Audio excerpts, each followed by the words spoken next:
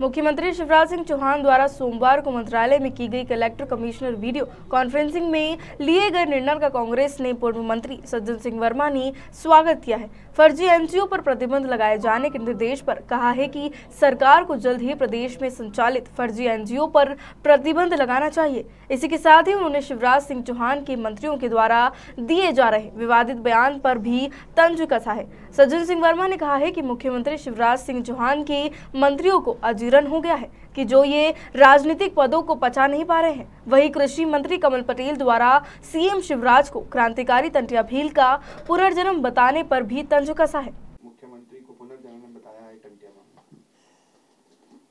जिस शिवराज चौहान को मध्य प्रदेश की जनता कंस मामा और शकुनी मामा के रूप में देख चुकी हो, जिसके राज में आदिवासी बच्चियों के साथ गैंग रेप किए जा रहे हों, खुद बुद्धनी विधानसभा में गैंग रेप होता है, लगे हुए विधानसभा नेमावर में गैंग रेप होता है, उस की तुलना एक महान क्रांतिकारी टांटिया भील से करना, टांटिया मामा से तुलना करना, इनके शिवराज के वंशज में कभी किसी ने भी स्वतंत्रता के आंदोलन में भाग लिया? एक इतना वीर पुरुष टांटिया मामा, उसकी तुलना, अरे चापलूसी करना है भैया।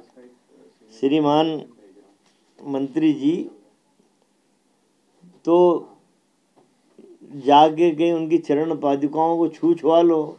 अब एक इतने महान स्वतंत्रता संग्राम सेनानी से उनकी तुलना करना कि नए अवतार पैदा हुए हैं। कंस मामा बोल देना भाई, बच्चियां शिकार हो रही हैं, तमाम बातें। इन लोगों को तो मैं बोलता हूँ ना, मोहनजोदड़ो हड़प्पा की खुदाई से निकाल के प्रश्न उत्तर लाते हैं।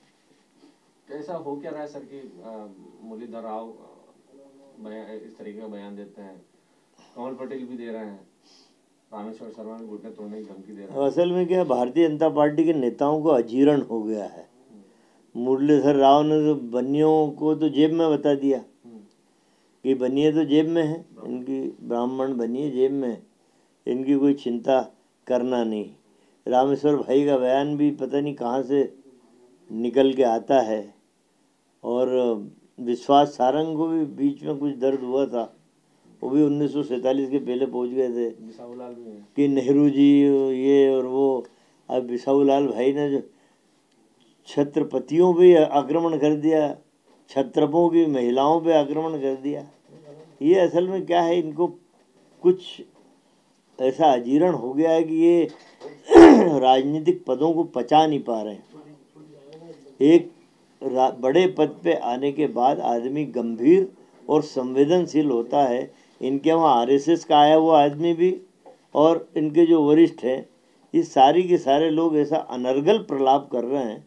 हमारे नेता राहुल गांधी ने कहा था कि भाजपा से लड़ना कोई मुश्किल काम नहीं, लेकिन भाजपाइयों की झूठ से लड़ना बड़ा मुश्किल है। तो वही बात सिद्ध हो रही है। 15 कोट में हिंदू महाकुंभ का आयोजन करना जा रही है और योगी आदित्यनाथ, मोहन भागवत इसमें शिरकत करेंगे। देखिए, तो इनका एजेंडा ही है ये। मोहन भागवत जी अभी ग्वालियर में थे। मैं प्रश्न को थोड़ा सा बदलता हूँ आपके। मोहन भागवत जी को भी अभी पीड़ा हुई 1947 के में 2 टुकड़े जब देश के, उनको पीड़ा अभी हुई कि अब अखंड भारत करना चाहिए, वापस अखंड भारत होना चाहिए। तो भागवत जी ये बताना तो पड़ेगा ना कि अखंड भारत कैसे होगा। क्या बांग्लादेश पाकिस्तान को वापस भारत में मिला दें? किस तरह के अखंड भारत की आप कल्पना करते हो? भाई, चित्रकूट में हिंदू सम्मेलन कर रहे हैं, राजनीतिक एजेंडा है, मंदिर मस्जिद हिंदू मुस्लिम, ये राजनीतिक एजेंडा है। जब कांग्रेस कुछ कदम आगे बढ़ाती है तो देशद्रोही, राष्ट्रवादी, ये सारी बातें, जब कोई ऐसा गंभीर मसला आता है, देश पे जब कोई संकट आता है, कोरोना काल आया तो इन्होंने नई बातें फेंकी। अभी महंगाई की मार, तो वो नई देवी का अवतार ले आए थे कंगना रनावत, उसके मुंह से पता नहीं क्या शब्द इन्होंने खिलवाया कि ये तो भीख में मिली हुई आज़ादी है। तो मुद्दों को डाइवर्ट करने के लिए ऐसा पासा फेंकते हैं, कहीं हिंदू सम्मेलन, कहीं अखंड भारत की फिर से कल्पना। तो ये बातें भारतीय जनता पार्टी के और आरएसएस के एजेंडे में है कि भारत में जो वर्तमान समस्याएं चल रही हैं उनसे ध्यान हटाने के लिए कुछ कुछ अपन ऐसा करते रहो।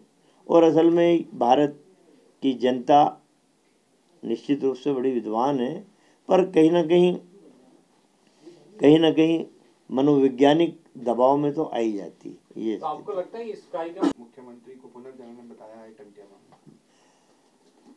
जिस शिवराज चौहान को मध्य प्रदेश की जनता कंस मामा और शकुनी मामा के रूप में देख चुकी हो, जिसके राज में आदिवासी बच्चियों के साथ गैंग रेप किए जा रहे हों, खुद बुद्धि विधानसभा में गैंग रेप होता है, लगे हुए विधानसभा नेमावर में गैंग रेप होता है, उसकी तुलना एक महान क्रांतिकारी टांटिया भील से करना, टांटिया मामा से तुलना करना, इनके शिवराज के वंशज में कभी किसी ने भी स्वतंत्रता के आंदोलन में भाग लिया? एक इतना वीर पुरुष टांटिया मामा, उसकी तुलना, अरे चापलूसी करना है भैया। श्रीमान मंत्री जी, तो जाके कहीं उनकी चरण पादुकाओं को छुआ लो। अब एक इतने महान स्वतंत्रता संग्राम सेनानी से उनकी तुलना करना कि नए अवतार पैदा हुए हैं। कंस मामा बोल देना भाई, बच्चियां शिकार हो रही हैं, तमाम बातें इन लोगों को तो मैं बोलता हूँ ना, मोहनजोदड़ो हड़प्पा की खुदाई से निकाल के प्रश्न उत्तर लाते हैं। कैसा हो क्या रहा है सर कि मुरलीधर राव इस तरीके का बयान देते हैं, कमल पटेल भी दे रहे हैं, रामेश्वर शर्मा भी घुटने तोड़ने की धमकी दे रहे हैं? असल में क्या, भारतीय जनता पार्टी के नेताओं को अजीर्ण हो गया है। मुरलीधर राव ने तो बनियों को तो जेब में बता दिया कि बनिए तो जेब में है इनकी, ब्राह्मण बनिए जेब में, इनकी कोई चिंता करना नहीं। रामेश्वर भाई का बयान भी पता नहीं कहाँ से निकल के आता है। और विश्वास सारंग को भी बीच में कुछ दर्द हुआ था, वो भी 1947 के पहले पहुंच गए थे बिसाहूलाल भी है कि नेहरू जी ये और वो। अब बिसाहूलाल भाई ने जो छत्रपतियों पे आक्रमण कर दिया, छत्रपों की महिलाओं पे आक्रमण कर दिया। ये असल में क्या है, इनको कुछ ऐसा अजीर्ण हो गया है कि ये राजनीतिक पदों को पचा नहीं पा रहे हैं। एक बड़े पद पे आने के बाद आदमी गंभीर और संवेदनशील होता है। इनके वहाँ आरएसएस का आया हुआ आदमी भी और इनके जो वरिष्ठ हैं, ये सारी के सारे लोग ऐसा अनर्गल प्रलाप कर रहे हैं। हमारे नेता राहुल गांधी ने कहा था कि भाजपा से लड़ना कोई मुश्किल काम नहीं, लेकिन भाजपाइयों की झूठ से लड़ना बड़ा मुश्किल है। तो वही बात सिद्ध हो रही है।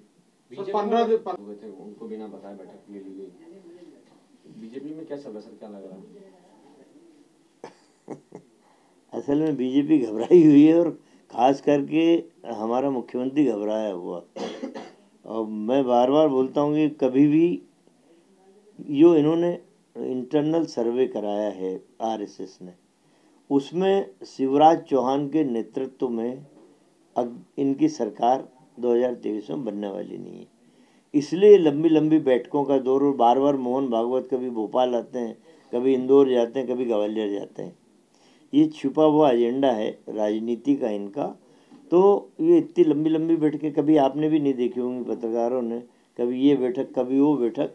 तो असली मकसद ये है कि 2023 में सत्ता पाना।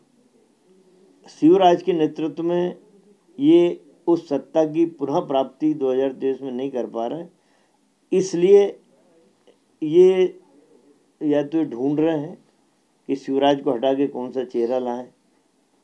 तो वो कवायद भी हो सकती है इसके पीछे। सर, कल सीएम के पास की धर्म परिवर्तन किया जा रहा है, क्या लग रहा है कि मध्य प्रदेश में सर ऐसा कुछ स्थिति बनी हुई है?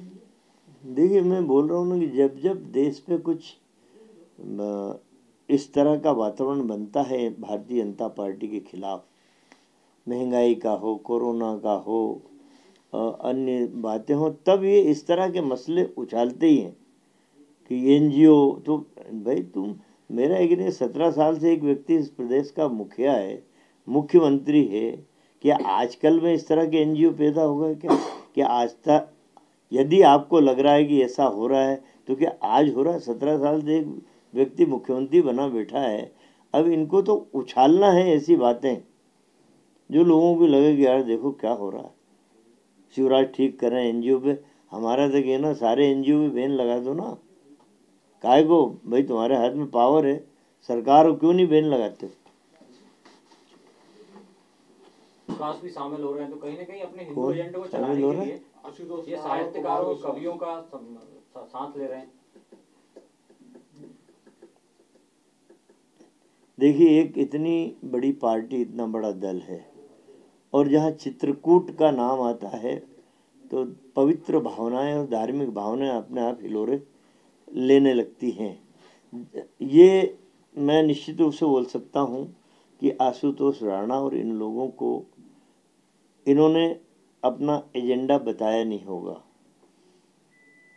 उनको कुछ ऐसे सब्जेक्ट दिए होंगे कि इस पे आपको बोलना है, तो इतने बड़े मंच को आदमी एक लोभ होता है कि विश्व परिदृश्य पे अपना भी नाम आएगा तो लोग चले जाते हैं। लेकिन जब उनके स्वप्न भंग होते हैं तो मैं उदाहरण दूँ, कई पद्म भूषण पद्मश्री से जो नवाजे गए थे, उन लोगों ने जब मोदी की गलत नीतियां देखी, किसान मर रहे थे आंदोलन में, तब उन्होंने और ये सीएए कानून, ये उस समय तमाम पद्मश्री पद्म भूषण ने अपने तमगे वापस किए थे। तो असल में क्या है कि आदमी लोभ में चला जाता है कि कोई बड़ा प्लेटफॉर्म मिल रहा है और अपना भी महिमा मंडन होगा, लेकिन जब अपने उनके आचरण के विपरीत कोई विषय मिलता है, उस पर बोलने खड़ा किया जाता है, तब उन्हें पता चलता है कि वास्तविकता का धरातल कितना कठोर है। ये राजनीतिक एजेंडा यदि आशुतोष राणा जैसे लोगों पर थोपा जाएगा तो मैं समझता हूँ कि विचारवान व्यक्तियों के लिए बड़ी मुश्किल होगी इस देश में।